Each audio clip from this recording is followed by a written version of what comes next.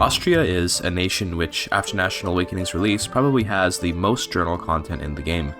There are many paths, whether that of liberalization, the dual monarchy, the triple monarchy, the neo-absolutist path, or the Standesstaat. There is one path which I believe has come to be its most interesting, and, since the release of Iberian Twilight, perhaps also its most powerful. The United States of Greater Austria is a nation which dares to ask, what if this multi-ethnic empire chose instead to embrace its minorities and give them full citizenship and rights? The question of such a choice is already a fascinating one historically, but there's an even further facet to this when combined with the Cultural Commonwealth power bloc. A nation composed of Germans, Czechs, Hungarians, Romanians, and Ukrainians has collected pretty much every language family in Europe, missing only the Baltic, Hellenic, Gaelic, Basque, Maltese Arabic, Albanian, and various Caucasian languages like Armenian and Georgian. I probably missed one, didn't I? Regardless, those language groups cover only a very small set of nations, and that leaves the rest of all of Europe ready to be assimilated into the greater Austrian states. A unified Europe, under a multilingual, worldly Kaiser, might just find the strength to re-establish the empire that Napoleon ripped to shreds. But can the Holy Roman Empire ever truly be the same in light of a modern world like this one? A question which so racked the minds of many an absolute monarch of this era, and one whose pertinence will ring out for the next 100 years of history, starting in 1836, where Kaiser Ferdinand the Good sits upon a fragile throne. Anyway, Austria.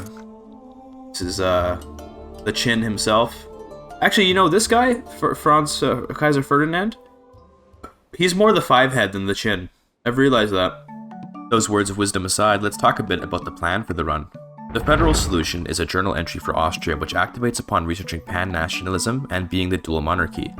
This journal allows you to, if you can reduce the radicalism among your cultures enough, make concessions to promote them to primary cultures. However, those concessions might disqualify other cultures from becoming primary. That means we've got to ensure we end up with cultures that cover the right breadth of language groups to be able to use the Cultural Commonwealth power bloc to assimilate most of Europe's nations. That's because upon forming Central Europe, or any tag for that matter, all puppet nations which share a primary culture with your nation and the Central Europe cultures will be immediately annexed and incorporated. Normally when annexing a subject, it costs infamy, it might require you to fight a war, and you'll have to incorporate the states after the annexation. With that in mind, we can assimilate a nation to our culture if at least one of their primary cultures' languages has a language group that matches our own. The major language groups in Europe are Romance, Germanic, and Slavic, which cover pretty much all the nations in Europe, barring only really Greece. In the case of the Baltic states are Eastern German and Russian by their governments, even if the people are Baltic, so that's easy to cover. No Gaelic nations are independent on the game start, so unless Ireland or Brittany break free from their respective nations, you don't need to worry about them. It's relatively easy to ensure you have the three major language groups by appeasing the Romanians for a Romance language, the Czechs for a Slavic language, and of course you're already German, so Germanic is easy. However, we need to be careful about what culture the members of our power bloc assimilate to. Central Europe, as a formable, covers North German, South German, Czech, Dutch, Flemish, Wallonian, Alemannic, North Italian, and Slovene culture. Of those cultures, the Federal Solution journal entry allows us to add North Italian, Czech, and Slovene, while we of course already have South German culture to start. Here's the thing, you don't get to pick what culture you add to a nation when you use the Cultural Commonwealth power bloc, and for a while, I didn't know how the game decided which one to spread around, but it turns out it's quite simple. It just adds whatever your newest culture is, so if you add, let's say, Czech to your list of cultures last, that's the one that will spread to all the nations in your bloc. Thus, we have the last thing we need to remember once we begin the Federal Solution. We must add either Czech, Slovene, or North Italian as the last cultures. So, to summarize, we need to complete the Federal Solution journal having acquired either Romanian or North Italian for a Romance language, and either Ukrainian, Polish, Czech, or Slovene for a Slavic language, and we have to ensure that of those cultures, either Czech, Slovene, or North Italian are added last. If we do all that right, we can indeed instantly annex all of Europe with one button click after we assimilate everyone. Before getting there, of course, we do have to, play the game. So let's take Austria down a relatively normal path here at game start and look to industrialize without getting so many radicals that we can never negotiate with our nation's cultures. For the first company, we're gonna go Bergbau, Wittgewitzer, or this one. Sorry, I've been saying it in reverse the whole time. It's Wittgewitzer Bergbau und Hüttengewerkschaft. Hüttengewerkschaft? I don't know. Germans in chat? How did I do? Not bad, to be honest. Thank you. I don't know what it means, but it sounded German. Okay, let me try to think of what it means. Okay, Bergbau is like building cities, right? Or something. Bau is building. Berg is, I think, like a city or like a hill or something like that. Witkovitzer, I think, is like a name. I Witkovitz. It's like Witkowitz's home hill building and Hutengewerkschaft. So Schaft is like a thing. Werk is like a production, like producing. Huten? I don't know what that is. Like, more like mining? Yeah, sure. I don't know German. I'm just guessing based on little bits of German that I know. Bergbau, I guess hill buildings, kind of like his mines. Yeah, something like Bergbau was mountain building, something like mining. That makes sense. Gewerkschaft essentially is trade union. Yeah, that makes sense. Makes sense. Hüten. I don't know what Hüten means, but yeah. So it's the Witkowitzer mining and something trade union. Hütte is like a small house, like a hut. Oh, that makes a lot of sense. That makes a lot of sense. That's correct, like, by the way. That's pretty much the idea. Damn, German's hard. German is an extremely analytical language, okay? So if you can figure out the little pieces of the words, you can figure out what the big pieces of the words are. Anyone here ever read The Hungry Caterpillar? And then you have to break the word caterpillar down into its pieces to know how to spell it. But anyway, let's unpause here. I'm gonna do some resource decrees. Looks good. And in terms of like laws right off the start, I mean, I like manorialism. They debuffed manorialism massively, by the way. It used to be that manorialism gave you like construction efficiency on all buildings. Now it's only plantations and agriculture. Boo. Not as good anymore. Not as good. Not as good. Really bad. Really bad. Can't help it. Non-women respecter confirmed. That's right. That's right. What is the special Austrian intergroup trait give again? The Wiener Walzer? Oh, yeah, okay. Yeah, so we're gonna annex Hungary later anyway, so letting them invest in us is fine. I'm gonna get my cat. She's meowing a lot. I'm worried about her. 1 second. Hello, chat. Hello, guys. New streamer on stream now. You leaving? No, she's just sitting. She's literally just sitting on my back. I guess we can play like this. Oh, no. I shifted my weight and she's falling over. Yeah, I'm gonna try to play the game like this, okay? Now this is a challenge run? Yes. Yes, it is. At least this proves I'm a very stable platform, right? Doesn't this mean something? Can I make Witkowitzer yet? We did finish. Hold on, I should make the company. Where are they? They are. Great. Okay, what stuff do you get? Obviously investment rights for our subjects. I want to give you probably sulfur rights. That sounds good. And this guy is Reinhold von Wertmann. This is very uncomfortable. This is very uncomfortable, I gotta say. This is very uncomfortable. All right, hold on. I need you to get off, man.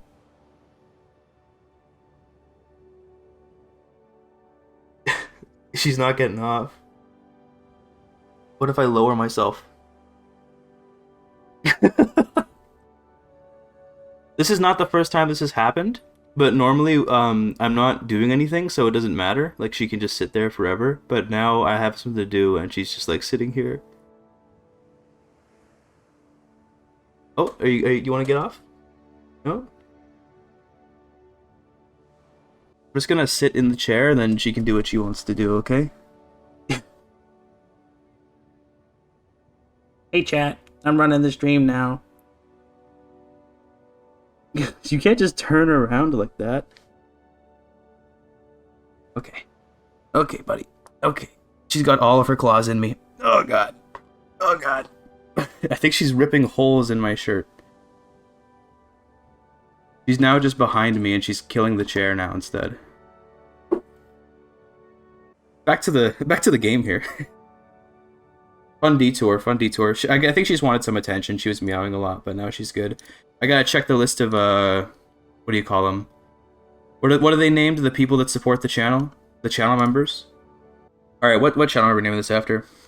Moral V's Czech Mining Company. There you go. Now, in terms of laws, we could go for technocracy right away. Which is funny that we can actually try to pass this, but I guess because the aristocracy is quite happy is why. Nobody likes it, though. The liberals don't like it, the national movement doesn't like it, the absolutists don't like it. Oh, no, they do kind of like it, never mind. You could like dedicated police. Yeah, this makes everyone happy as well, so sure. And I want to get next level secret police, but we need a little more bureaucracy for that. I think we already have the tech for level 3 bureaucracy buildings. Yeah, so let's just do that right now. It's going to be expensive, but we need the bureaucracy eventually anyway. Doesn't mean we're short on paper, so let's do some paper down in Italy, because we have sulfur here locally. Do like 5 of those mines, and then we'll switch this to sulfur pulping once we can. Can I watch from your window? Yeah, let me open the blinds for you. I gave you some visibility. Now you can watch from the window. Don't press... Oh, and my cat... Now she's looking back at you. Hold on a minute. She sees that you're watching from the window, and she's looking back. Anyone's watching from the window. You're also entertainment for the cat now. Okay, here come our tools. Looking forward to getting those. Also, I forgot to destroy my my power block. So, like, I'm pressing buttons. Okay, she's claimed the table now. That's fine. She can have the table. That's okay. We need to destroy this power block and make a cultural commonwealth. Forgot to do that. My bad. It's fine. We lose out on some mandate, but no big deal. This actually looks kind of cool by itself, to be honest. I kind of just... For relatively rare, but I kind of like the look of this just by itself. With the laurel and the gun. The Habsphere. The thing is... when you say the Habs, I think of like the hockey team. Sorry, my keyboard fell over. I think of like the hockey team. I don't think about the Habsburgs. But the Habsphere is kind of a good meme. No, we'll go with the Habsphere. Here you go, look at this, beautiful. Now we're gonna have like no cohesion for a bit until we get to cultural exclusion. So for now, it's gonna be like no, like absolutely no cohesion. That's no big deal. Does remaking probably have any penalties? Well, you lose whatever principles you had already, and everyone that has a power block, you lose a bunch of relations with every time you found a power block. So there is a penalty, but it's like a very short-term kind of penalty, I'd say. Not one about which to be too concerned. We're almost at prosperity on this one. We want another company though. I think now we do the armaments company, because I want to get the prestige guns. The question is there a better armaments company available to me I could do instead? Although I could also do Erste Luna Maschinenfabriksgesellschaft, but is there a better like military company that I'd rather use? I don't think so. I don't think there are any good ones around here that I'd like to use instead. You know German, just the pronunciation because of your linguistic background? I know a little bit of German. I took it for 1 semester in university. But I wouldn't even say pronunciations are even that good. But linguistics background helps, yes. Rheinmetall, but again, that's a bit of an ask. No, I think we just go basic armaments. I can't, there are better ones, but they're going to be really hard to get. And basic armaments is good enough to give me an edge in upcoming wars that I think we'll do fine. Now, getting these guys to be prosperous is kind of difficult. And the way that I usually do it is I go and I just make, I just go and subvent the crap out of the guns until they get prosperous. That's how I normally do it. Yeah, Rheinmetall comes at machine guns. That's true. It does come very late. We got to rename this company. We got a couple new channel members just now, so let me check them over. We can give it to the new guys. Mr. K. Mr. K cannons. Sure. So don't attack the microphone, please. Mr. K cannons. Very simple. Okay. And the next couple we have to the other new guy. She's killing the microphone. She's killing it. Like she's attempting to kill the mic. You see this? Look at this. She's trying to kill the microphone.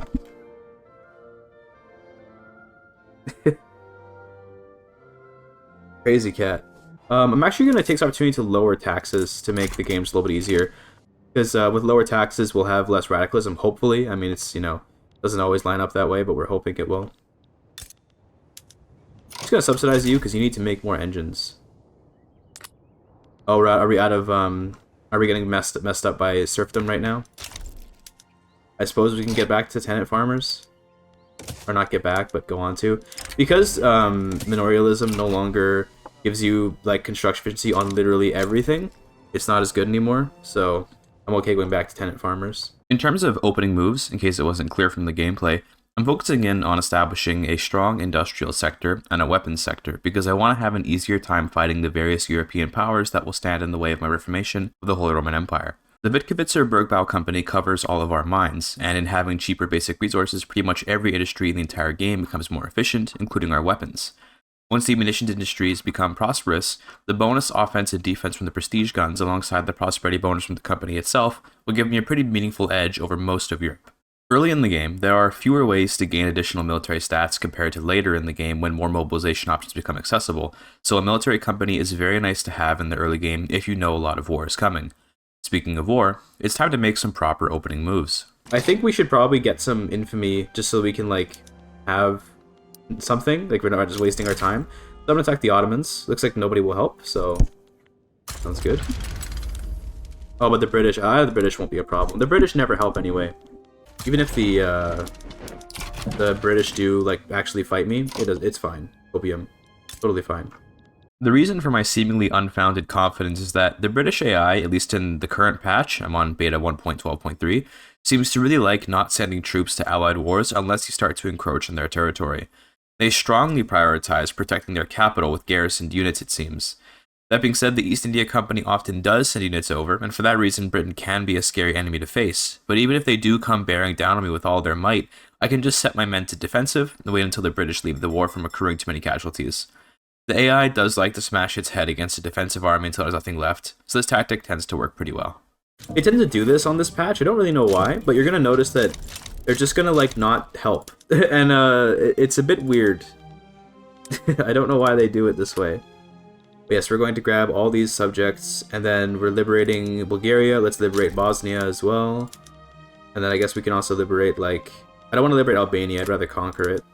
But we can't now, so too late. Could try to conquer Malta just for the memes, but I doubt we'll be able to land it, so not bother.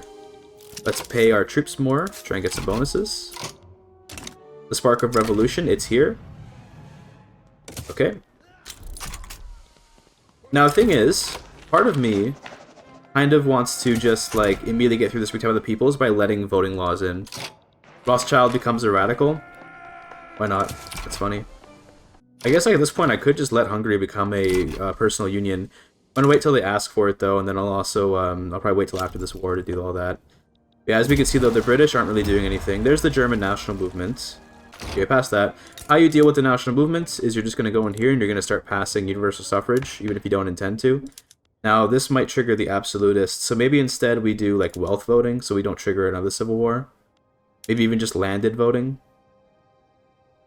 That doesn't make them happy enough. We'll do wealth voting, so as to not trigger the other movements. There's a coup. Alright. How do I deal with this coup? I suppose I could just hope for good events, or just get rid of the general, which is, Karl Ludwig von Fickelmont.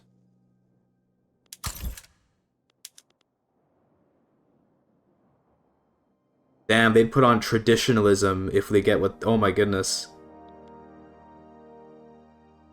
This one says agrarianism. We don't want them to do traditionalism, so I guess we can just wait it out. German national identity.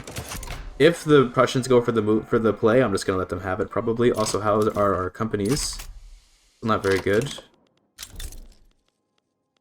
Let's maybe build more... Oh, yeah, we can build more guns, so let's do that. Move the coup general's army away from your capital. It helps a lot. But we only have one army, so, What I can do is I can reduce how many units he controls by promoting everyone else to be higher ranked than him.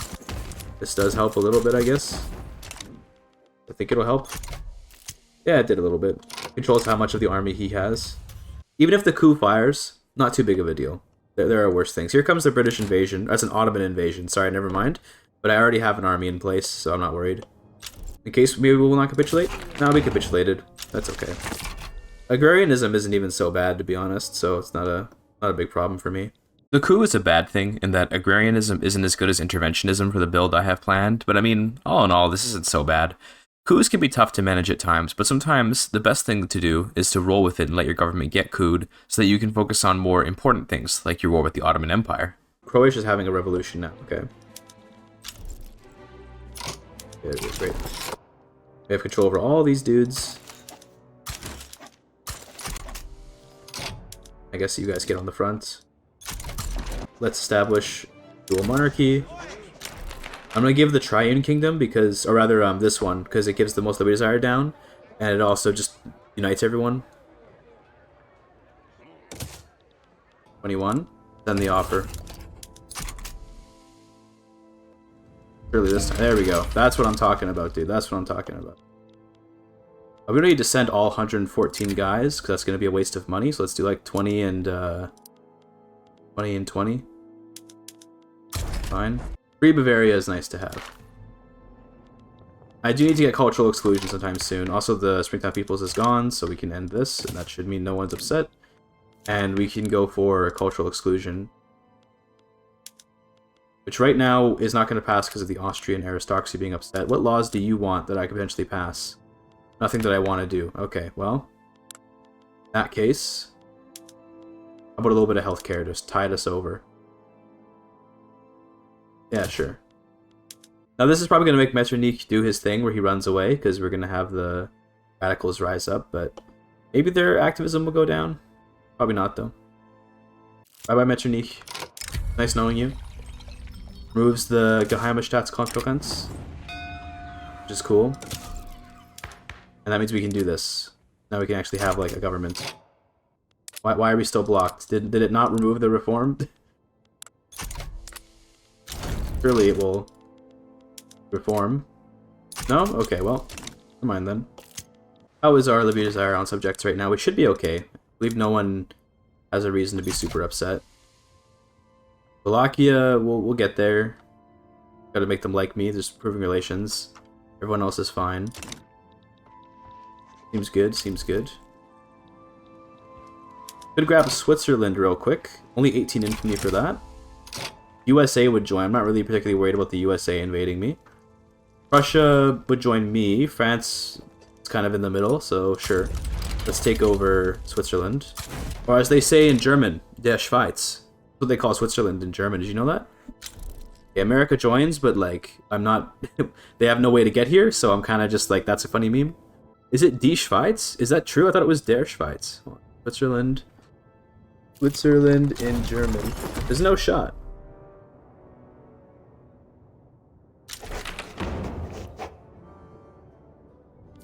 Bro, I don't want... It is Die Schweiz. Okay, never mind. Never mind. I got the gender wrong. It's D. My bad. It was D. Been too long since I was last in school for German. Imagine.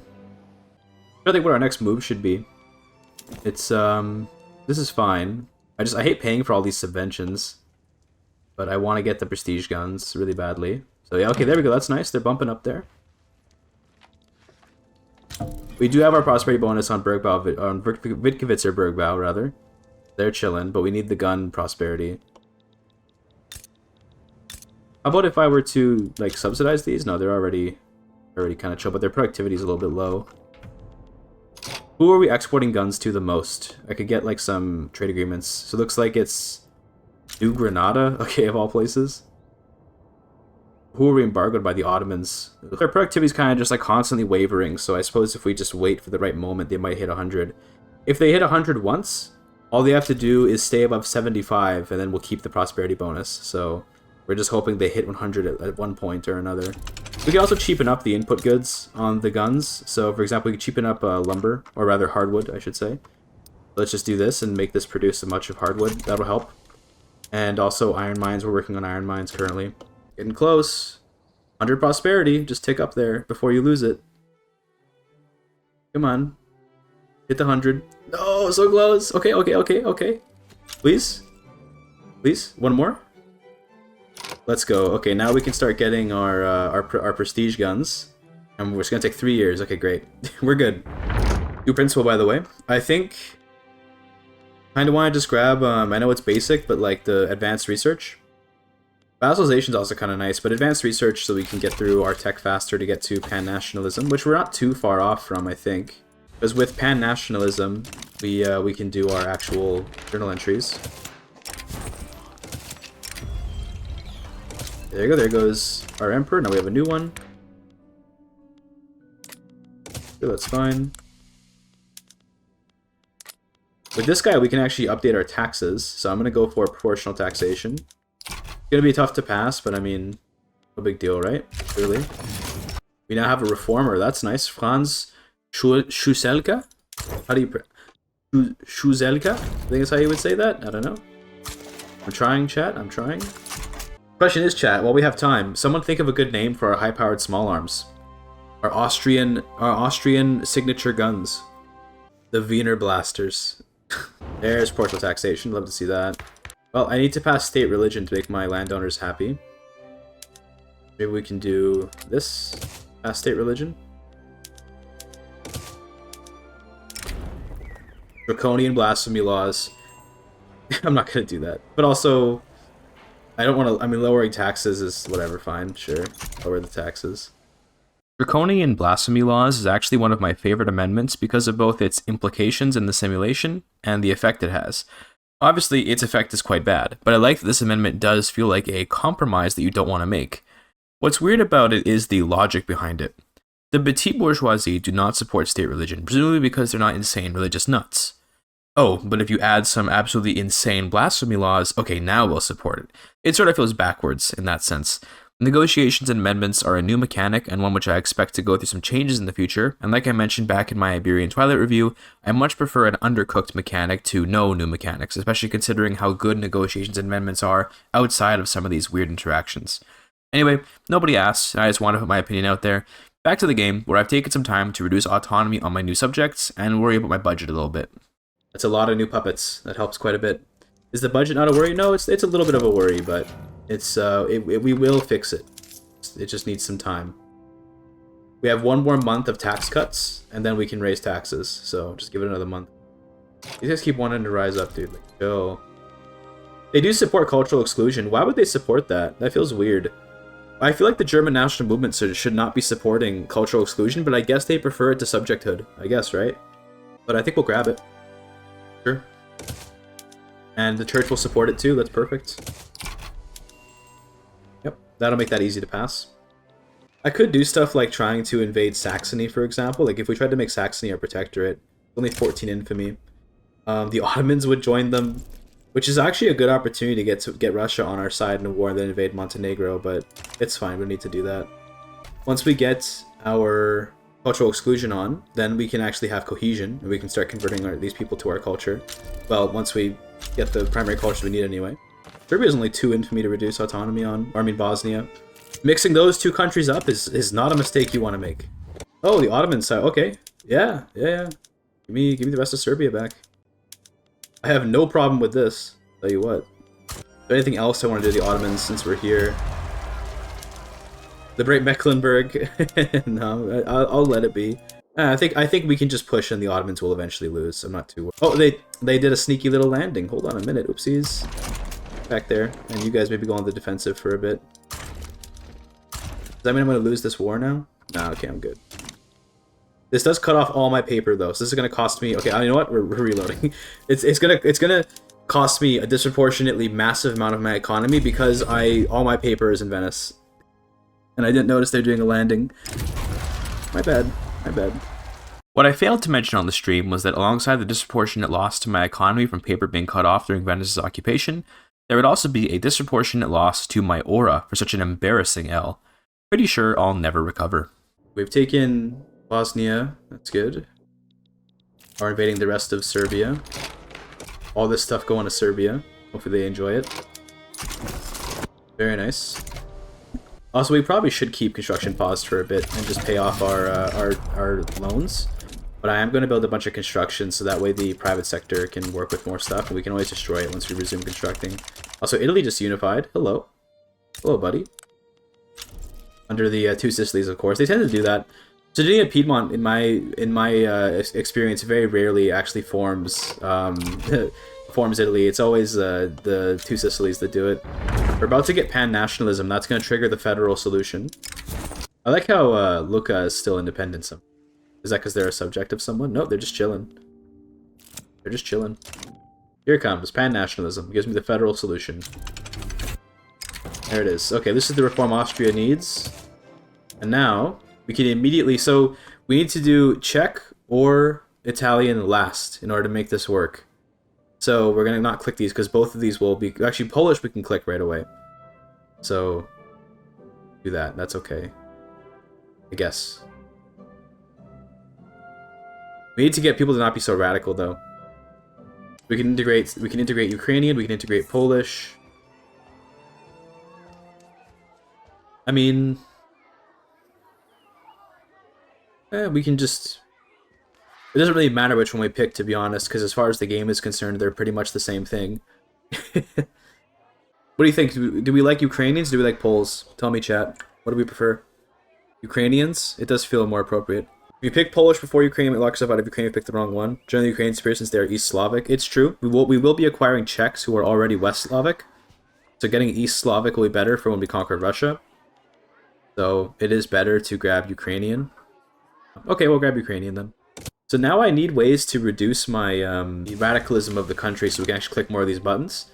That's going to mean like dropping taxes. It's going to mean like building up groceries and stuff. So I think the best way to do is probably going to be making groceries rather than dropping taxes. So let's start making like a food industry. The best place to do that's probably going to be in Hungary. So, because they have these bonuses is why they have these modifiers. So I'm thinking that we build up a bunch of grain here in the Danube Pannonian Plain. Question is east or west? It doesn't really matter which one, I guess. If we do it in their capital, influence their politics more, which is like a small thing.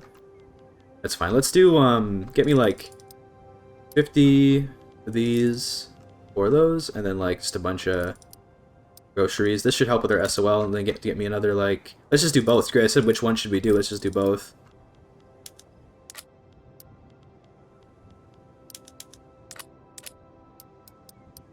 There we go. We build up a ton of food. Very government pledges cooperation. What the heck is... Look at these event options. Do you want to increase relations? Or decrease relations? It's like... Okay. I mean, yeah, sure. It's supposed to give me acceptance of South Germans, but obviously I'm already South German, so like... How much point to that? 13... Me, why are you so high in liberty desire, bro? Okay, the federal project. You don't like it. Anti-federalist stance. A few more actions so we can do Hungarian concerns. Yeah, that's fine. We already have Serbian, so we can disqualify Serbs and it's fine.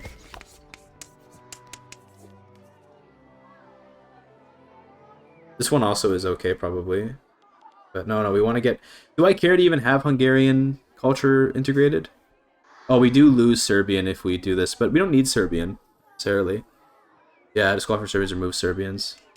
This one makes so we can't do we can't do Slovaks, Romanians. We lose Serbians. So we always lose Serbian no matter what we do, unless we click this, which if you don't get Hungarian.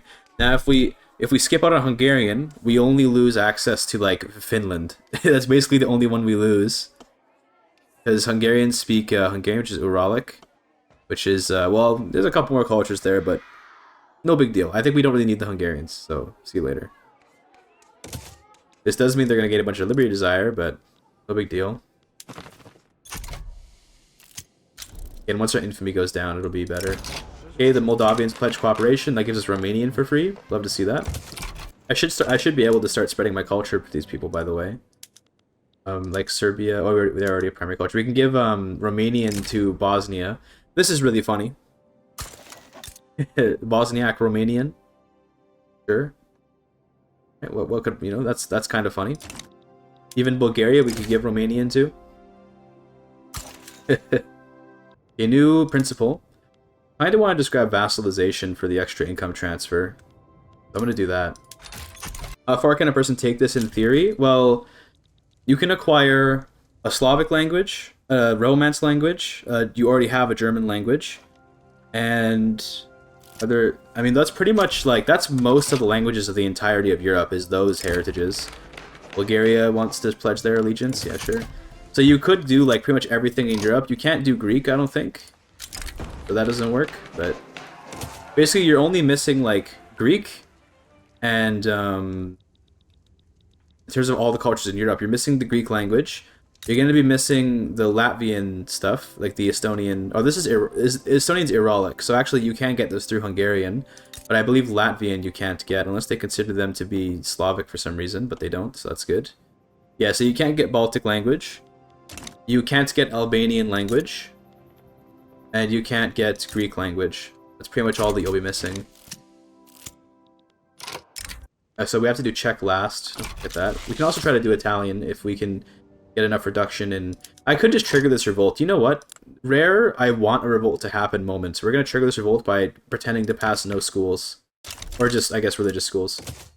Because I want these guys to rise up so that we can kill them to get rid of our radicals. And this will be expensive because they're going to take away our paper. But it's okay. This is worth it to get rid of our radicalism. Because then we should be able to, right after the war is done... Wait, no, doesn't this cause... Also, our king just got assassinated. Doesn't this cause the let's see. Yeah, hold on. We actually need this to not happen. Never mind. Wait a minute. This will make it cancel the journal entry. So actually we need... Never mind. But I guess I'll pay for my mistake by getting him shot. It does give us more loyalists. Maybe it was kind of worth it. A new king. And I guess we can try to stop these radicals by passing a law that they might like. Honestly, I'm kind of down for technocracy. But that doesn't even really fix it. Wealth voting? Sure. But maybe we can get the church to support it. Yeah, nice. I actually do like wealth voting, so I'm down for it. Victory modifiers be like, our fate is changed to 2-year modifier. So true. Oh, we get Hungarian. Oh. It's that easy, guys. It's good for the Hungarians to pledge their support, and we get Hungarian. Okay. I don't know what triggers those events, but that's cool. At this point, we could click the Czech button, and then that would be the end of the issue, because we would have Czech last, and then that would give us a primary culture we could spread. That would be the correct one.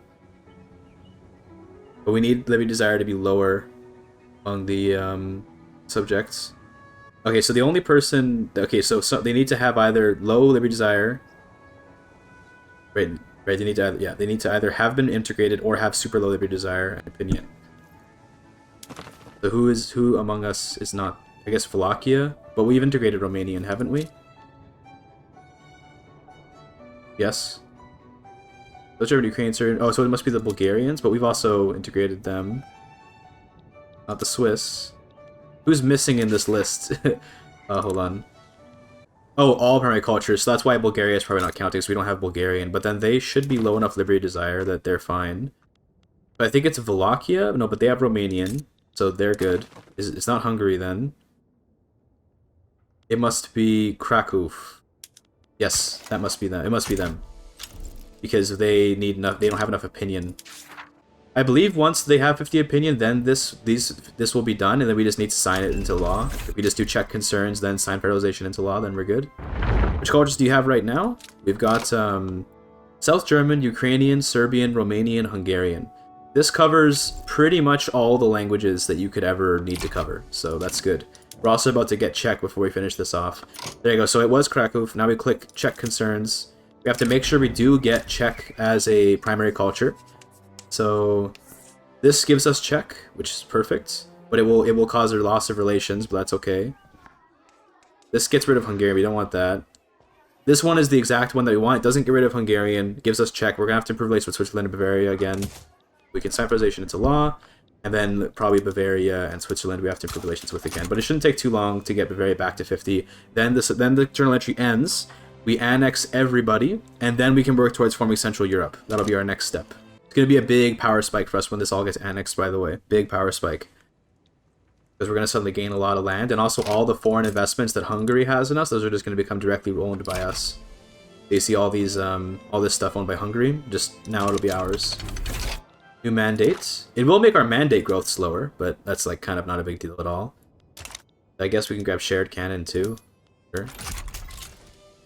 Once we do this, we're going to swap over. What we're going to do is we're going to build a bunch of universities, and then we're going to go to military. We're going to research a bunch of military tech, and we're going to start conquering a bunch of stuff.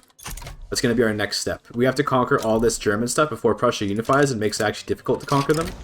So that's what we're going to do after we integrate everything here.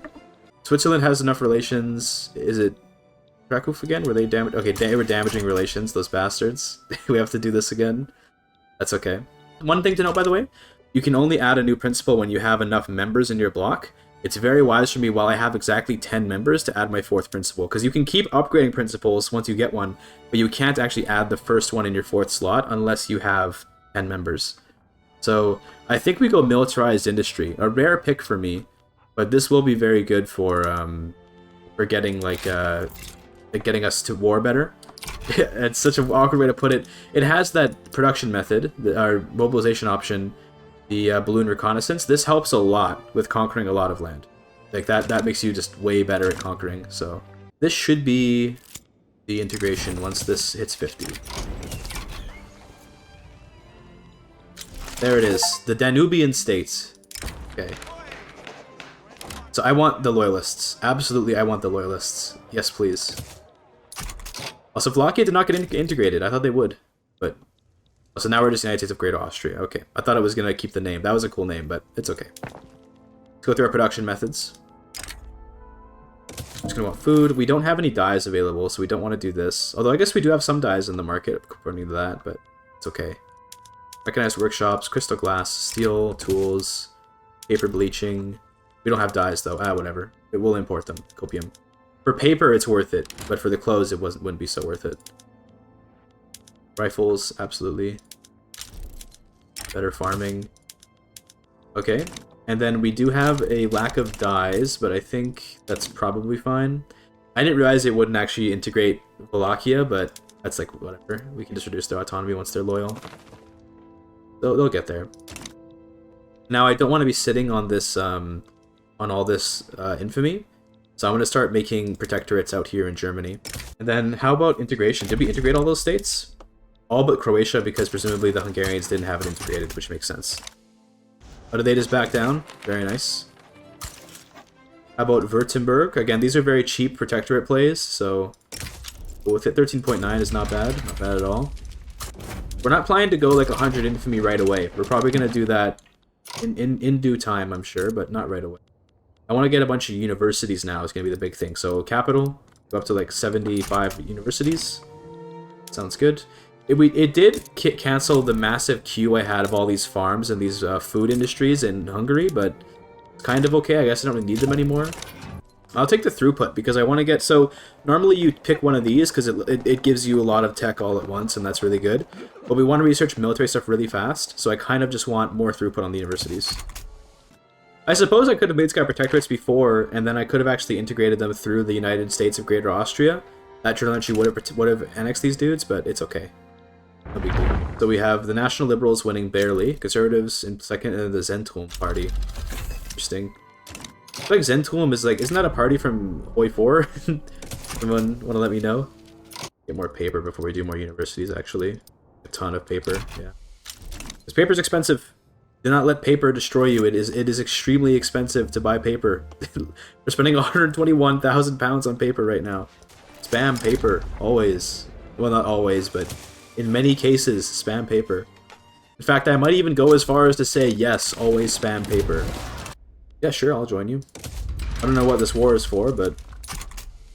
You want to enforce investment rights and return Northern Thrace? Oh, we're fighting against the Ottomans. Oh, okay, sure. What do I want to do against the Ottomans? I kind of want to just take over, like, Constantinople for the memes. But these are also expensive in terms of their cost. It's so cringe. Honestly, I kind of don't really even want to be in this war, so we might just like put some troops on the front line and then wait and then leave. So Russia wants to I didn't even notice this happened, by the way. Russia wants to transfer Kandahar, regime change Kandahar, regime change British Senegal, regime change Western Australia. Okay, so they're never going to win that war, which means that I just want to get out of the war as quickly as I can. So I'm going to put a revoke claim on Bulgaria, and we're just going to hold our front against the Ottomans, because I probably need more than one general. And we're just gonna wait for that. Because I don't really want to be in this war. This is kind of a waste of my time and my money. Also, number 1 GP. It's easy as that, guys. Number one GP. Just gotta hope that Britain loses India, and then you're good. Dude, this is like a world war, by the way. Wait, look at this. It's actually a world war. It's Britain, Ottomans, America versus me, Russia, Prussia. It's like the Holy Alliance, literally, the Holy Alliance. Against the Ottomans, Britain, and America. Only France is sitting it out. Is Spain a great power? And Spain. Spain is a great power sitting it out. Also, they do have Carlos. That's regime change in Tunis. What are these war goals, man? Whenever they do the diplomatic play rework, which I'm sure will come one day, okay? They gotta make us the guy stops doing regime changes. This war goal, unless they change what the war goal does, should just be like off the table for the AI. They ruined it. They never use it right. They only ever know how to use it wrong. Okay? Because regime change on Tunis is the most useless thing I could ever imagine. Like, why would you add this? You know? What are you trying to do? like it'd be okay if they changed regime change to have some kind of, like, what if it canceled the status of the subject, and what if it increased relations between the two countries, and like there are ways you could make it work, but right now the war was completely useless, even on great powers. Like on great powers it's a funny meme, but there's no actual use case for it that's not just memeing. Okay, that's the thing. Like it's like it's a good meme, but there's no actual good use case for it. It's just that it's funny. Which, to be fair, I'm okay with there being stuff that is only there to be funny. That's fine. But, it'd be nice if it was both, if it could be funny and it had a use case. Dude, imagine Victoria... Dude, okay, check this out. Okay, new genre of game. Victoria 3 GeoGuessr. Where is this? Connor, where is this? I don't know if you were watching the stream a second ago, so maybe you already know where it is, but could you imagine being like, hey, where is this? This is all you have... That'd be kind of funny. Or like we go over like down here. If you do it on the coastline, it's too easy because the coastlines kind of give away. But if I was like, where's this? Or if I was like, where's this? This is actually maybe interesting. If you rotate it, it makes it really difficult to do. Where's that? I know Texas, but yeah, dude, new challenge run for Victoria 3. Can you guess these locations? Oh, the Prussians are invading. The Prussians are invading. How close are the Ottomans leaving this war? Pretty close. Okay. So I'm pretty sure the Prussians just like straight up lose because of the fact that like I have like skirmish infantry and I have prestige guns. I have a lot of things in my favor right now. I even have shrapnel artillery. Oh, this is from other countries having built it, I guess. So what? I guess I can add a bunch of war goals. Let's liberate some countries and we can just make them protectorates later. Like I want to liberate Westphalia. To liberate Hanover for sure. Liberate, like, I don't know, Pomerania. Frankfurt is really small, the problem. Luxembourg, let's liberate Luxembourg. And then I want to conquer, I can't conquer anything, I always mess that up. Let's humiliate them as well. I could call on Italy to help me if I give them a state, but I'm good, I don't think I need the help. Weren't you just fighting with the Prussians? Yeah, we're on the same side in another war, but I think they just left this war. Like, I believe in this war they have left it, so they're not in this war anymore. Which is unfortunate. But we need the Ottomans to leave this war, then I can go and focus on fighting... There we go, there. Okay, there goes them. Then we can focus on fighting the Prussians, so the Ottomans need to leave. So they're getting there. Spain joined the Prussian side, okay.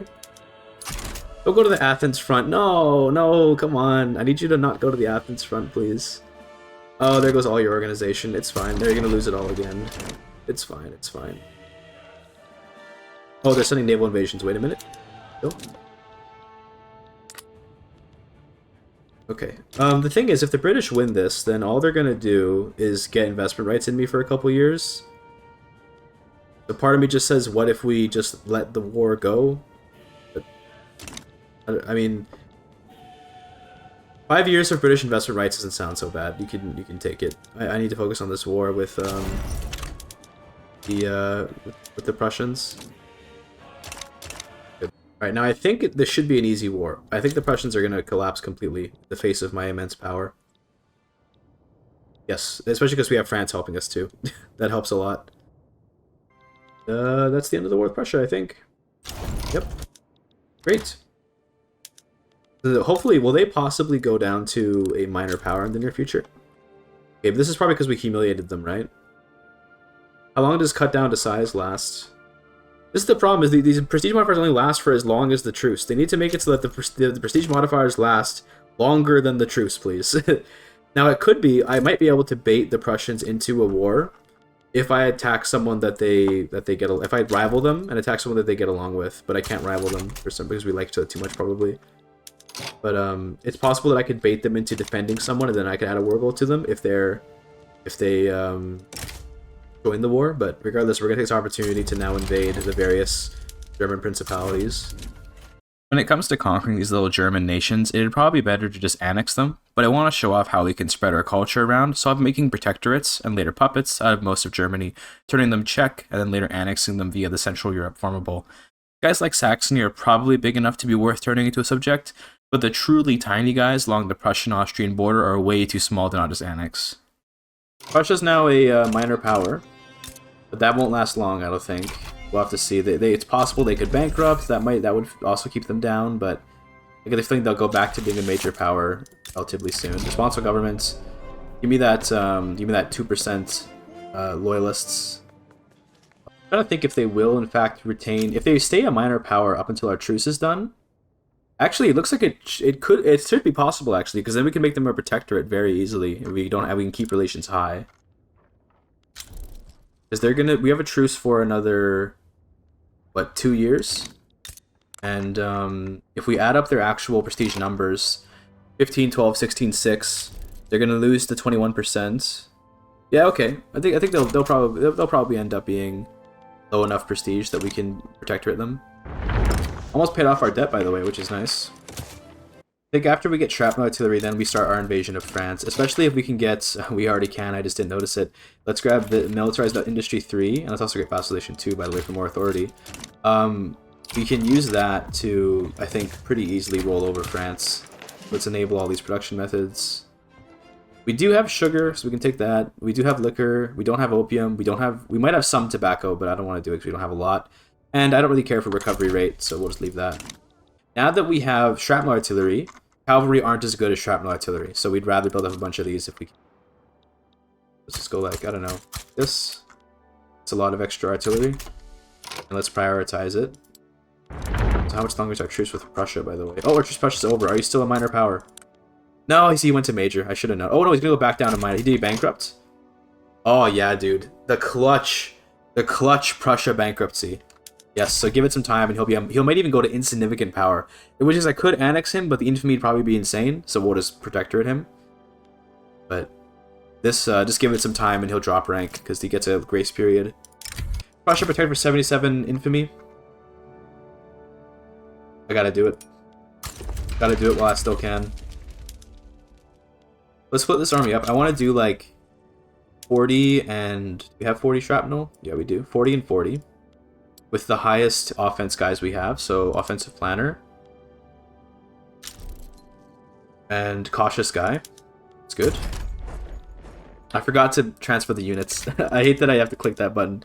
This UI used to be even worse than it already is, by the way. This UI used to actually somehow be worse than it currently is.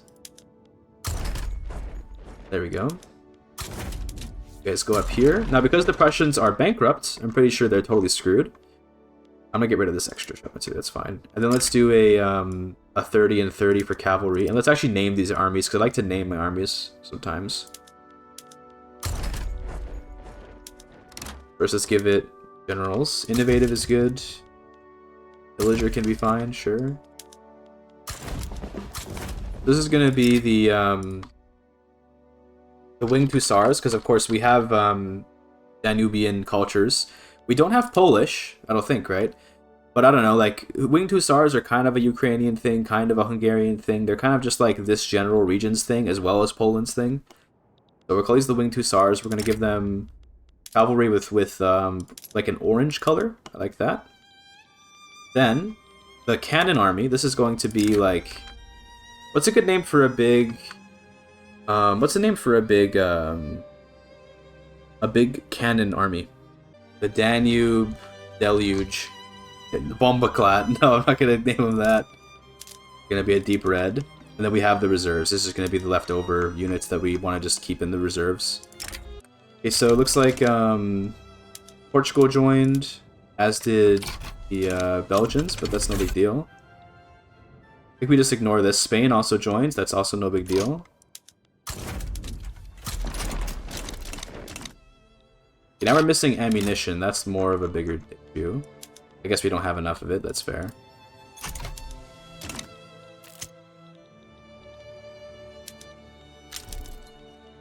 there anything I want to do here? Could, like, liberate pieces of Belgium, but... I mean, actually... Nah, let's keep this war simple. Keep this war simple. investment banks means I should be able to get that Hungarian company now. Although I could get Skoda. This is pretty good, to be honest. Advanced steel is nice, but I think I just want this one for the prestige wheat, to be honest. Let's do that. Oh, and they just had a communist revolution. Hopefully they can actually defeat it, in which case... So this could screw us, because it might mean that we end up, like, unironically losing control of Prussia right as they, right as we conquer them. It would be horrible.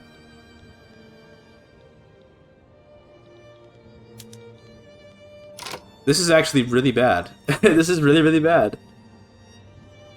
I believe if we support them, then they will stay... This is going to get really complicated, but I believe if we support them, then they will actually stay our subject after they lose.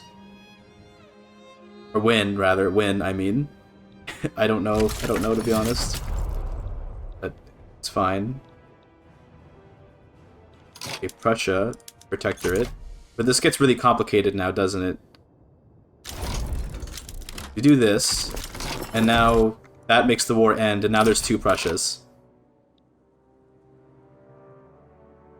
Yeah, so that's a bit weird, that's a bit cursed, I won't lie.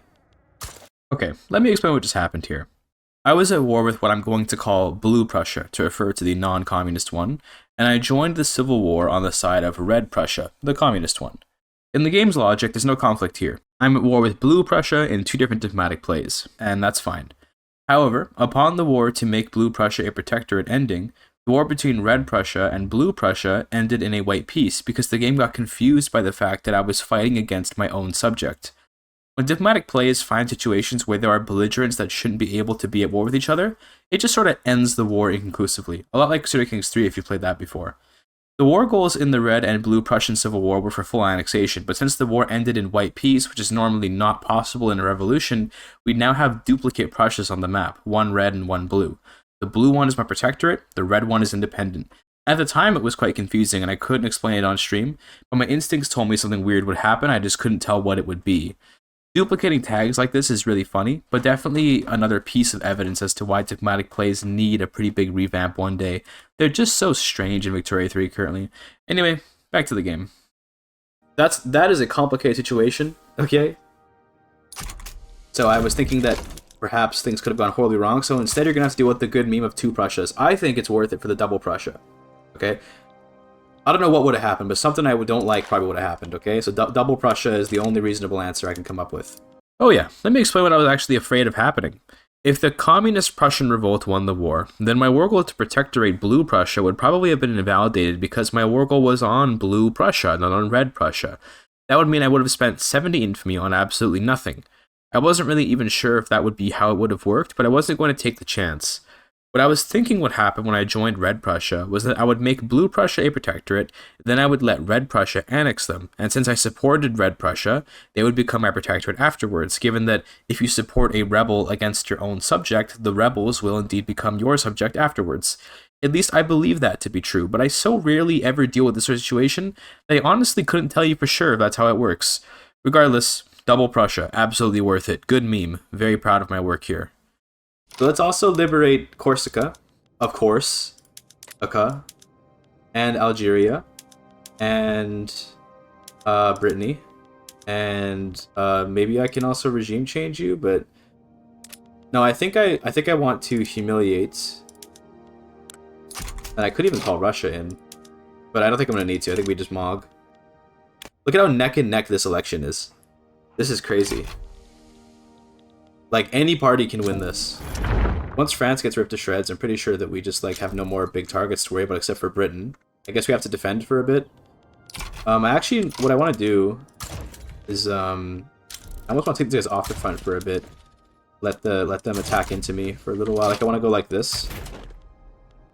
And let them attack into my reserves. Because I'm pretty sure these reserves with their, like, 52 defense are just way too GIGACHAD to ever lose. Get another general just in case we need it. Am I paying the army? I am. Is the army happy with me? They are not happy with me. Currently passing right of assembly though. So I'm gonna let the French like kind of waste their strength against me in the defensive war here. New steel PM just unlocked, by the way. I say waste as if as if they would lose, but actually they're winning. Let's go for a nice backdoor then. Also, you don't have enough people to command. Oh my goodness, my bad. Let's send the Winged Hussars maybe to Normandy. The classic play. Something, and the Winged Hussars arrive. You guys know the lines, right? Okay, that brings a bunch of people off the front. Thank goodness. Okay, my subjects are attacking when I don't really want them to. France, why are you so strong? What the heck, man? I guess because, well, to be fair, there is, like Sweden is involved in this war. So, well, I say that as if Sweden's really that strong, but maybe once Sweden leaves, things will get easier. At the same time, we are winning some of these defensive battles. It's just kind of, like, not like, hard enough, I guess you could say. That's nice to have, because we give these bonuses now. Now we can get trench infantry. Yeah, just a mid-war upgrade to our units is probably fine. Get all this is all like the really good tech here. Is this because we don't have enough training rate? Maybe I need to use enlistment decrees or something. Advanced tactics does increase training rate, I think, right? It does, yeah, okay. Good. The medic tech also helps. Yeah, recovery rate isn't really that useful. This doesn't really do much for me. Because all this does is change units from being... Because you still get... So you'll still get all the same casualties, just some of them will be, instead of being deaths, they'll be injuries, but the injured units still are taken away from the field. So if I turn it on right now, I'll lose all my organization, and then I'll be totally screwed. So and I also don't have opium, so that's also a reason why I don't want to do it. But the point is that it wouldn't really help much. Recovery rate, if you ask me, is not very good, especially when considering that recovery rate only is a counteraction to kill rate. So France here has 5% kill rate. Okay, that means that the 40% recovery rate would only be helping me save 5% more lives, but the casualties will still happen. You'll still be taking like losses to your army size and everything, so it's like really not worthwhile if you ask. But that's just me. Okay, that's just me. Could be it's better than I'm giving it credit for. So if your subjects are attacking the enemy, you don't want them to, by the way. You can't make them stop attacking, but you can stop them from wasting your men's lives by going in here. And I'm going to set it so that only Austrian formations can borrow from each other. Okay? So this way, if my allies attack, my men aren't going to be, like, forced into joining them. So now we're not going to have to worry about our armies getting drained by their attacks. Does casualties mean they become dependents? Yes, but, like, it's weird. Let me show you the way it works. If you look at this barracks, they're going to be losing men as they fight battles, right? So, like, men are becoming unemployed.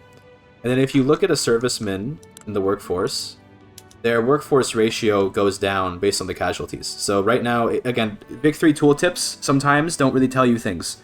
But the reason why 22.3% of this pop is workforce while the rest are dependents is because they're taking casualties. But this isn't actually getting rid of population, just that it's going to take a few months, or I don't know how long it takes, but after some time, this number is going to go back up to 25%, so it temporarily gets reduced based on the casualties they're taking in the battles. I don't really care that much about that. You know, I'm okay with this number being slightly lower. It's not a big deal. See what I mean? I don't really know why, but for some reason in Victoria 3, the effects of casualties in war just aren't really very strong. I could lose over 1 million people to this war with France, and spoiler alert, I am going to, and I wouldn't really feel it at all. Personally, I think that non-lethal casualties should probably result in a significantly longer-term reduction in the workforce ratio on the serviceman pops, or perhaps if we're getting a little more ambitious design-wise, it could even create a new job called a beggar or an invalid or something like that, which can gain employment in an urban center to try and earn some money off of the charity of other pops. It would simulate well the movement of the poor and destitute into cities and give you a visible sense of your pops being harmed by the war effort. You could even add a production method to your urban centers that determines how well beggars and invalids are treated, allowing them to perhaps collect a sort of special welfare, or maybe force them to leave and causing their eventual deaths. Just a thought on how to make war casualties feel more impactful. There's trench infantry. That's going to be a big upgrade for us. Now with trench infantry, there's no way he can ever break my lines, like ever. My defense will be way too high. Trench infantry don't give you a huge amount of extra offense, but they do give some, and that some is like probably just enough to really matter. Yes, we will take the bonus research. That's good. I think the Wallachians can handle this themselves, and even if they can't, I mean, I guess we can send a little token force over there. Let's send like these guys real quick. just to go and end the Civil War real quick, because I'm pretty sure on the defense we don't have to worry. Speaking of which, are these guys North Germans? Yes, so we can turn these North Germans into Czechs, although there's not really much point to doing this, but it helps with liberty desire ever so slightly. Can I make Prussia Czech? That'll be funny. A couple more years for that. Now it looks like we're pushing... Okay, now we hit the point where we're just like absolutely destroying him. So with how Victoria 3 Wars work, once you win a couple battles, the enemy loses a lot of their manpower. So you can see here, this blue bar is like an average of the strength on the unit, which means like how many men are in it. If you played Holy 4, you know what strength refers to, but if you haven't, then this is like how many men are actually in the units. So because we just beat them in a battle, they have like very low strength, because we killed a lot of people. Look at our strength, it's about half. Look at our strength, about a third. And on this one, it should be much higher. This one's about a little more than half. So because of that, we have way better stats, because your stats get multiplied by your strength, more or less. I don't know the exact system, but basically, if they're missing manpower, their units are quite paper thin. Nonetheless, if you roll at poor visibility versus good visibility, then you're screw you. You just lose. That's how it is, okay?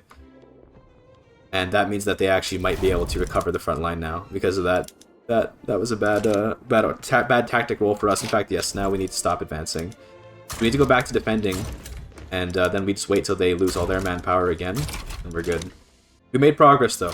What I'm gonna do is I'm gonna actually take one of these armies off, like we did last time. Take the winged hussars off, let them recover, and then these guys should be able to hold them off because trench infantry are super OP. So we wait till they tire themselves out, let these guys reinforce, then we send them back once they're ready. It's gonna be the idea. As you can see, he's been wearing down his men against my solid force of trench infantry. And now that the advantage on the front's hitting around 0, going to put these guys back on the front pretty soon, not quite yet. How many people have died in this war so far? Oh my god, they've lost, I think almost 2 million, it looks like. And I've lost like almost 1 million. So we're inflicting quite a few casualties. Not that the casualties really matter very much in this game, to be honest. The casualties don't really mean...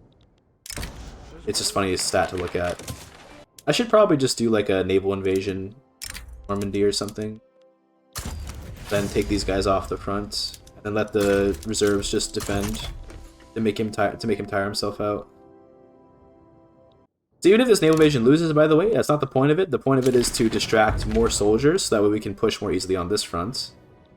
Which it looks like we are now. In fact, we have a very solid advantage at this point.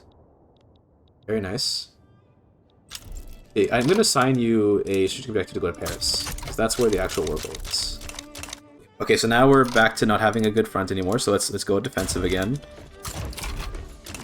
We'll wait till these guys recover a bit, and then we'll you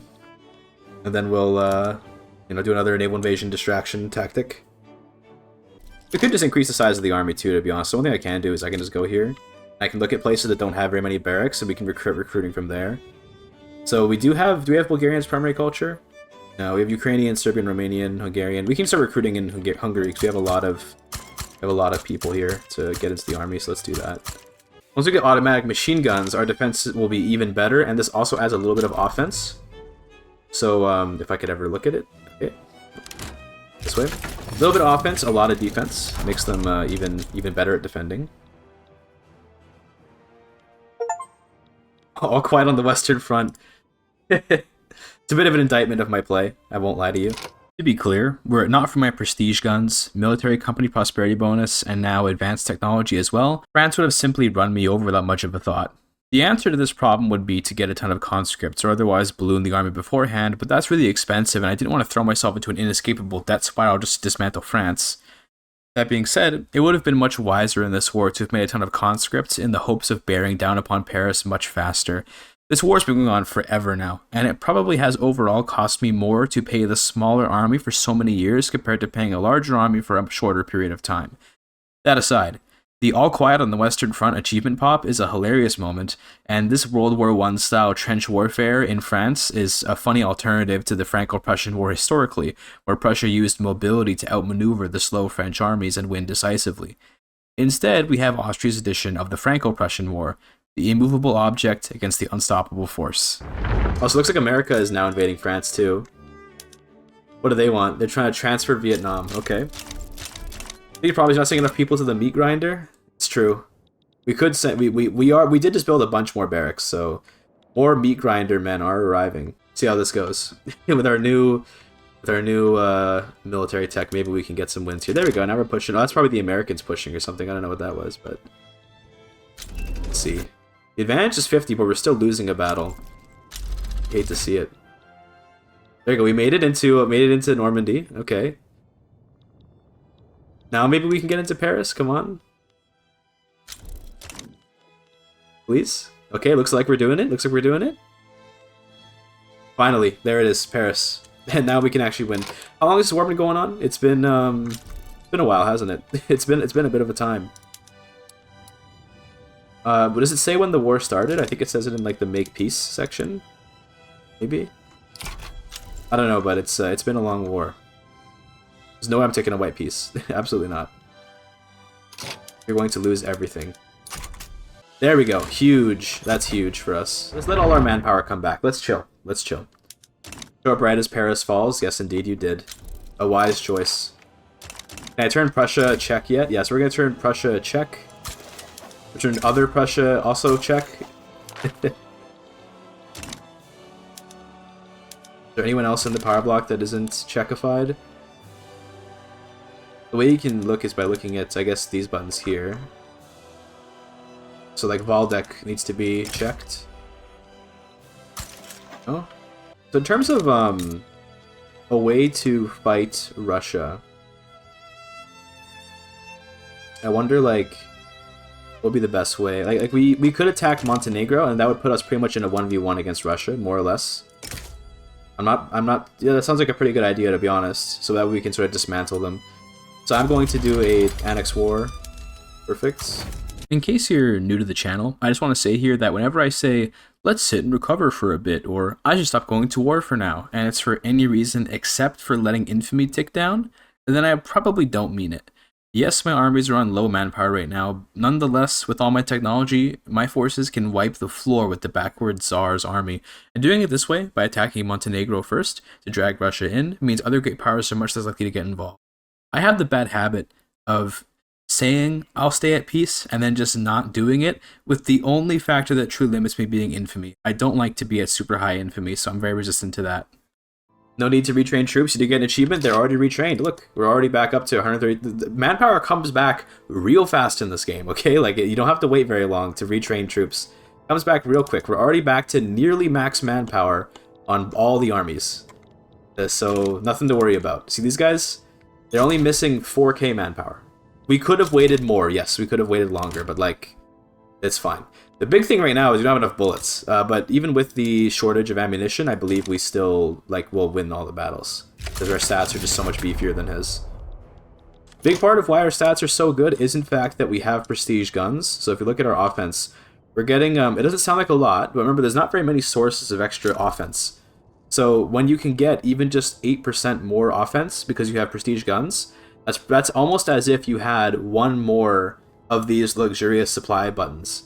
So having, like, being able to have a fourth one to click while only, like, it doesn't even cost more stuff. It just costs, like, some more guns or whatever. Some special guns. So that's why we're so dominant. That and we have trench infantry, which means our units are just kind of better.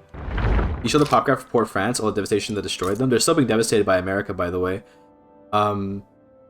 Yeah, so the line drops because of losing their country, but you see how it's rising, then flattens, and then starts descending? This is from the devastation caused by the occupations. So if we look here, although they nerfed how devastation works, so devastation grows significantly more slowly than it used to. In fact, it's so slow that it displays 0, but it used to grow extremely quickly, and now it's quite slow. Another example of bad tooltip in Victoria 3, by the way. What's influencing this? Why is it 0.01? Or I guess it's saying...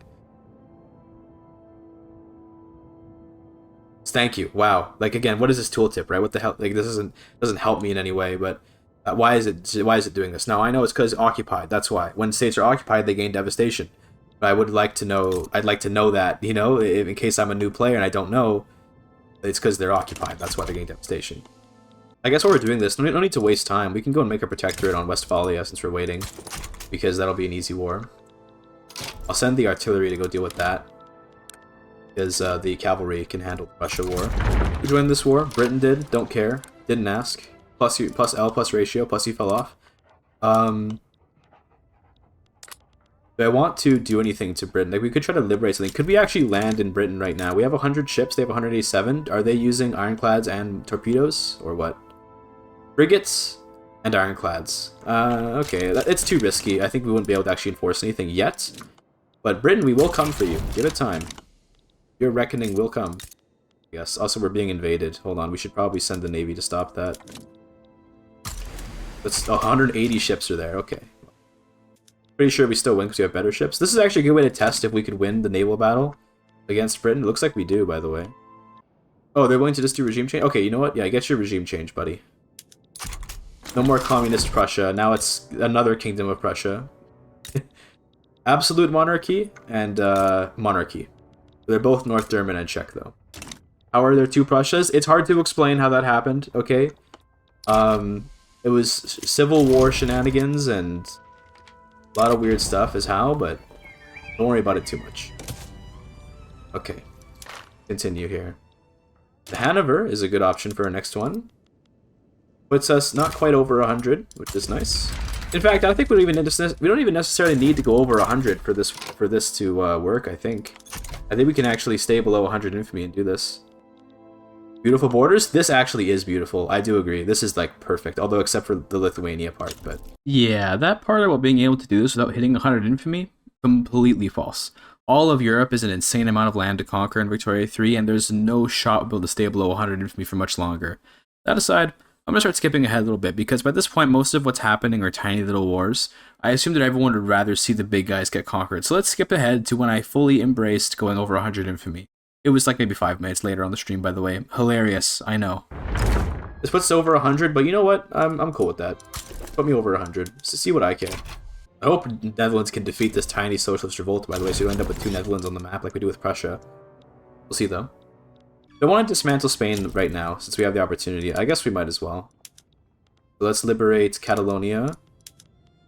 Andalusia. Leon. It's good. Finish it off with Galicia or Aragon? Not Galicia. Sure. So we'll raise the Danubian Deluge, as I've decided to name it. Ottomans are okay. I actually don't want Occitania to get protectorated by the Ottomans, so I'm going to defend Occitania. Won't become a subject. That's okay. For a war goal to liberate. I can't really turn any of these in my culture, so I guess we're going to conquer then, yeah, East Thrace. Sounds good. Because I don't want Occitania to get conquered by the Ottomans. I think Spain will capitulate before that invasion is actually a problem, but I mean, probably shouldn't just let them occupy Switzerland. Like, oh, fine. Just deal with this first, then go deal with the thing.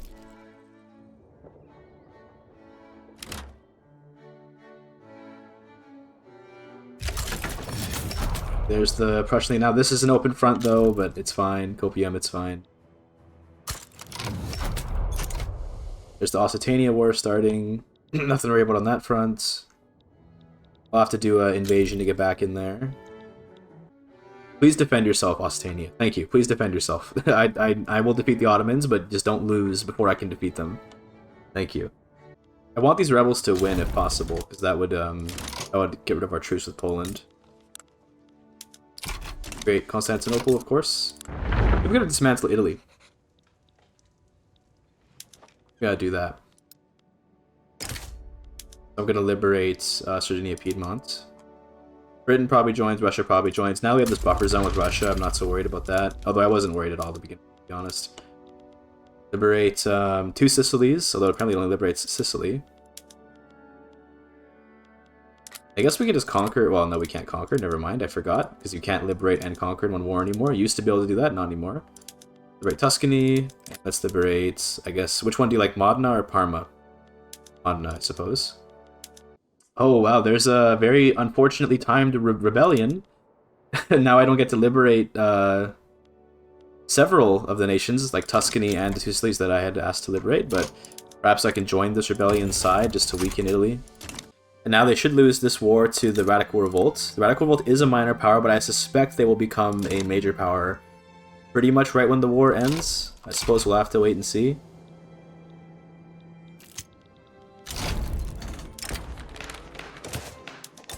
Yeah, see, they become major powers, so we can't, like, instantly subjugate them. I think at this point I want to just rush chemical warfare. 29 months, yeah, we're just gonna rush this and the military aviation. Oh, Warsaw actually did break free. Wow, that's a funny flag. Appointed bureaucrats, by the way. And we should also be able to subjugate all these dudes over here soon. I didn't rename this company. My bad. I forgot to rename this. The guy that wanted a company, he wanted it to be called something after a sock. Double, like, sockfuls of grain. My bad. I forgot to rename that company. By the way, Skoda would let us get prestige steel, and it makes siege artillery better if we use siege artillery, but that requires radios, and I hate making radios. Could just do minus military goods cost, and you know what? Hard to say no to that. Hard to say no to Austrian munitions. Very hard to say no to that, so you get it. Explosive Elysium. That's kind of funny, right? Saxony wants independence? Absolutely not. I will be reducing everyone's autonomy.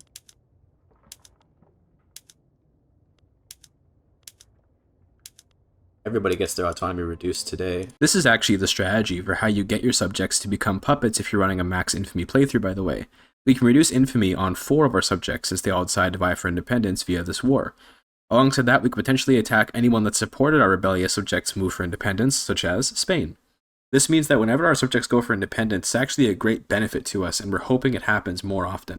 This is kind of unfortunate time because I have a lot of like wars going on here, but I can only split my army if I just choose to do so. Chemical weapons is here, so flee for your lives, folks. It cuts our organization down, but this is just too powerful to not use. Here's of our actual war goals, by the way. We just need to basically occupy all the people that are rebelling, and then we need to occupy Spain, and we need to occupy France. Okay. These guys stand no chance, and I think now we actually just attack. When you have chemical warfare, when you have gas, you just kind of win. How's the USA doing in this run? They're doing quite well. I mean, let's see GDP-wise. Very well GDP-wise. That is an impressive graph for an AI. Very well done. Under Theodore Roosevelt, should have known he'd be doing a good job. That's a very good graph for the AI. That's extremely good. Like, that's cinema. You know what I mean? Well done. America's killing it this run. I don't know why. I don't know what they're doing, but they're doing a good job. Looks like, is that Cuba? The Philippines are getting their revenge on Spain here. Remember, these Philippines, they're not Spanish, okay? These Philippines are, they are South German, Ukrainian, Serbian, Romanian, Hungarian, and Czech. That's their identity, okay? And we've taken St. Petersburg. Look at the productivity on these guys. 57.4. How did that happen? What? Cool, though. Hell yeah. I guess we just made explosives really profitable, didn't we? But yes, this means we can get reduced military goods cost. And when you're spending 358,000 on military goods, pretty good. You show the market map? Yes. Hold on. This is the market map. We have a couple little gaps, but we'll fix that soon. Also, we have a ton of authority from all the vassals, which I guess we can spend on enlistment decrees, to be frank. I don't know where most of our men are, but I'm sure it's in this kind of broad area. Very cool. The real power behind enlistment decrees, beyond letting you make a bunch of conscripts, is the additional training rate you get with it. Training rate is how quickly you can turn any pop into a serviceman or officer. With more training rate, you can replenish your army's manpower faster, and I will say, with the fact that I have chemical warfare this early in the game, it's completely unnecessary. That being said, dominating in war even more than I already am means wars can be won just a bit faster, and part of me was worried it ended up taking too long to unite Europe. We're about to get military aviation, but in order to even use this, we need to get the ability to make like war machines. I believe it comes from combustion engine. So after this, we're going to rush for combustion engine. Cars, of course, are insane, so we're happy to do that. What have I done to Europe? We're turning them all Czech. Can the budget handle more 100 navy? I could put as much navy as I want. The budget can handle pretty much infinite navy and infinite army right now. Now Ukraine, we can't spread culture to because they actually already are Ukrainian. Same with the Don Cossack coast. We can't spread culture to them because they're already our culture, which means that we can't give them Czech. And that means that we can't form... Like, when we click this, it will only annex the people that we share a culture with, like an exact culture. So, or rather, sorry, it'll only annex the ones that have one of these cultures, not a culture we share. So we can't spread Czech to these guys, which means that we can't annex them, but it's not really a big deal. We'll just have to annex them manually, which is like whatever, I suppose. You guys go up here and defend this. That's 3... Okay, this is insane. This guy is invading with 23 ships. He's invading with 357 men.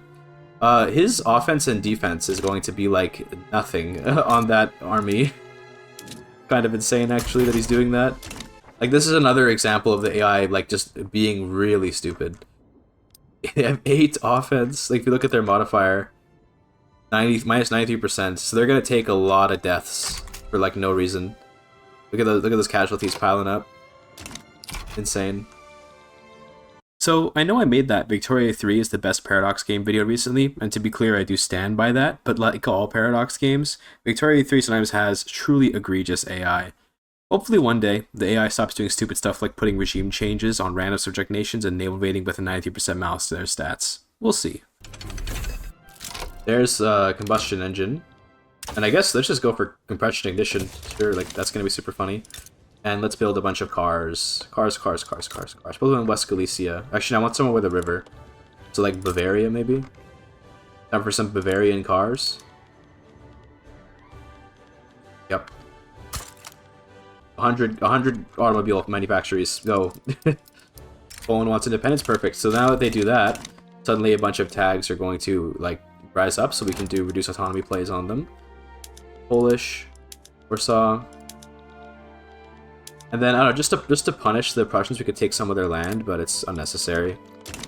Now that we have at least some automobile industries, by the way, we can start making planes. The airplane production. I believe we have what we need. Good. And now let's add airplanes to all of our stuff. Yeah, this is going to be absolutely ridiculous. Make ourselves even more powerful. Cuts our organization down, but it just means that now we have even more offense, even more defense. Well, actually, this doesn't actually add offensive defense, it just adds occupation rate, but that's also really valuable. Now, it does mean we're going to have shortages of cars and planes, but we're working on that. Let's subsidize this as well. Going for another time skip here, essentially I'm going to start a loop of conquering as many states as possible from places like Russia and France, while waiting for independence plays from my protectorate so I can lower their autonomy. In terms of my economic strategy, if for whatever reason you're wondering, I'm just making cars now. Cars are insanely good, and I'm using laissez-faire to make a bunch of money on cars, and then laissez-faire lets my economy basically just build itself while I focus on wars. When you hit this size as a country, your economy is kind of an afterthought, unless of course GDP is your primary goal for the campaign. Are there any more little dudes here that I haven't annexed? These guys are part of the Ottomans. I guess just Luxembourg. They're currently fighting a civil war, so it gets kind of weird. I'd like to wait for whatever civil wars are going on to end before we do any wars against the Krakatoa in 1907, a little bit late.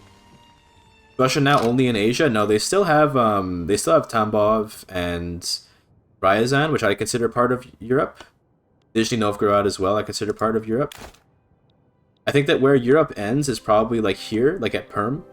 Like Perm, Ufa, Aktobe. Like I say, this is where Europe ends. So I'd say they're still kind of in Europe, but we'll fix that. Give it time. Okay, double Prussia, though. I'm still reeling over double Prussia. You love to see it, man. Laissez-faire will pass pretty soon, by the way. That's going to be big for us. After Prussia will be Westphalia, then Hesse. Like, we're just going to go through the list here and just get rid of these, make these guys all puppets so we can be done with it. Gotta do Iberia as well for puppets, and we'll probably just annex these two. After this war, then we reduce Westphalia's autonomy. I think this country is like a subject of Britain or something. Yes, they are, so we're probably going to have to fight Britain for that, and we'll like conquer England and all that while we're there. Oh my god, look at the offense number. 177. We don't even have tanks. Yes, dude, yes. That's crazy. Because remember, the bonus from the temporary modifier from military airships is also being multiplied by everything afterwards. So, never saw the AI with that much GDP. All right. It happens here and there, but this is actually probably the most I've ever seen too. Actually, nearly 500 million. I don't know what they're doing that they're doing so right, but they're just really doing a good job, and I don't know why, but I approve though. Always happy to see the AI playing better. Alright, there you go. That's a big conquest. Now, what I wonder now is how much of the American GDP is owned by me because of that conquest, because we just got a bunch of like financial districts, which might give us control over a lot of stuff. Yeah, does any of it go to America is the question. Some of it does. So now we control some of the American economy, but it's obviously all, you know, doesn't really matter much. It will give us a lot of investment pool. That's one thing to keep in mind. Big investment pool gains from this. I'm reeling. It's actually such an impressive GDP for an AI. Britain owning 633 million GDP in other countries is kind of crazy. They actually own more GDP in the United States than they have GDP themselves. Very, very cool. We're almost done uniting Europe at this point, and the main block to progress is that I don't want to click the Central Europe formable until all my subjects are puppets. To make that happen, I've been manually declaring plays to reduce autonomy, but such a play can only be declared if we're not already committed to another diplomatic play. Unfortunately, this many subjects, and the AI being bad at handling itself, means that I often find myself putting down civil wars, and those civil wars always take a minimum of 100 days to complete, since diplomatic play takes 100 days to turn to war, as any Victoria 3 player knows. Now, a smart move might be to simply let these subjects go and then re-annex them afterwards, and that wouldn't be a bad idea, but I just didn't think of it. I don't know what to tell you, I didn't think of it, okay? I'm kind of bad at the game sometimes. I've got enough time that I'll be able to form Central Europe with all my puppets before the game ends, but you know, I'd like some time to enjoy my power, right? For that reason, I'm starting to rush a bit and play a little more optimally by this point.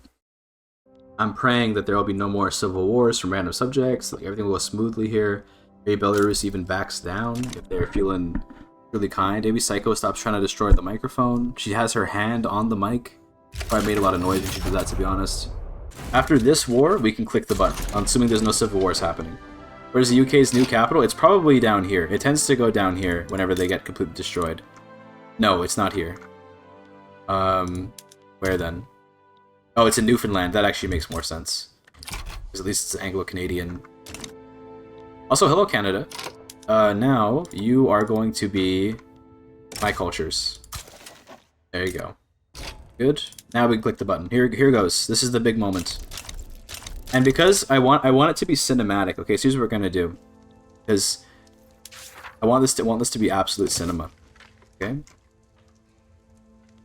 I'm gonna do this. This is so you can see it happen. Okay. You make Russia check. It'll take too long. Unless, what's our truce like? Wait a minute. Maybe what's our truce like? I'm not waiting another, like, 2.5 years. Sorry. Not waiting another 2.5 years. Waiting too long. Okay. Control F9 to hide the UI, and I can still click it. Watch this. Boom. Cinema. Am I right? There you go. So yes, as expected, Ukraine, Baltic governors didn't because they're a subject of Cuba, which is kind of weird, but and Greece didn't get annexed. The glorious union. There you go. Huge cinema. Then corporations, we basically have everything incorporated with a couple of small exceptions. And we real quick. Wait, now I can spread primary culture. Oh yeah, because now we don't have Ukrainian primary culture now. So now we can spread culture to them. Give Russia back to Russia? Absolutely not. Okay, so we'd have to annex Cuba to get control of the United Baltic Provinces, but that's fine. We're just gonna real quick annex Ukraine. Just cause. And Greece also joins. We'll also annex Greece. Venezuela join. Okay. Hey, so there it is. Unified Europe. Now, you probably clicked this video because it had the Unholy Roman Empire in the thumbnail. And the funny thing about that is that I didn't even realize that nation existed until one of my chatters out of nowhere reminded me of it. So that means the whole premise of this video, at least in terms of the thumbnail, didn't come to me until nearly the end. Allow me to skip past the annexation of Ukraine and Greece to show you the state atheist Unholy Roman Empire and all of its beauty. I also want to say that if you care to see the kind of what I would call busy work of conquering all of the land we needed to form Central Europe like this, you can go check out the stream VOD. I'll link it in the description. I skipped all that because to me it's very boring to watch me click mobilize, put units on the front, wait until they conquer everything, click mobilize, put them on the front over and over again. I assume no one really wants to see that, but if you do, this was all streamed live on YouTube and on Twitch, and the VODs are up, so I'll link that. There we go. Oh, Unholy Roman Empire. There it is. Huge. Look at that flag. It's like, is it like the inverse colors? Is that what they're going for? Oh, the color. Oh my goodness. I didn't know it changed colors. Holy, look at that. I didn't know it changed colors. That's crazy. Oh man, that's beautiful. It actually does look quite pretty, I won't lie. Once we've done this war with Russia, or this Russian revolt war or whatever, then I'm going to integrate Cuba. Then I'm going to integrate the Baltics. That way we can have the complete Europe thing. Would you rather live in the Unholy Roman Empire or this timeline's USA? I mean, this timeline's USA kind of just looks based. Like, obviously, we're doing the fun stuff over here in Europe, but, like, you have voting here, you have religious tolerance, you have, well, the secret police. I guess you gotta deal with ICE, so that's a problem. But you have, well, no trade unions either. Okay, maybe it's not so good. No healthcare. It's just real America. It's probably better than living in this totalitarian state over here, though. But then again, we're not really totalitarian. We just have, like, a little bit less voting rights. Hard to say. It's hard to say which one you'd pick from. How much longer is our truce? We could lower Russia's autonomy before we finish it off. No, I'm not waiting a year. Not waiting a year, sorry. Although, can I spread a culture at least? Yeah, we can spread. We can give them Slovene in 2 more years, but it's kind of whatever. Which Slavic culture do we have as Unholy Roman? I think it's Czech, right? That's the Slavic culture we use, yeah, and Slovene, of course. But if your GDP to be higher, yeah, I would have thought so too. But I didn't really do like a very good job building the economy. I just kind of conquered. Highest GDP state is Bowman with 81.4 million GDP. Next is Quebec. Did not expect that. Then Montana, did not expect that. What are they doing in Montana? Making cars, dude. Screw the Detroit cars. It's all about. Is there Helena? I was gonna say, can I name a single city in Montana? I don't think so. They're just making cars here. But what else? What's the highest standard of living state? I wonder. That's Geldern at 25.9. How did that happen? I don't know. Then, dude, it's me and Canada competing for top SOL in like every single state. The first state that's not me or Canada is Pennsylvania at 20.6.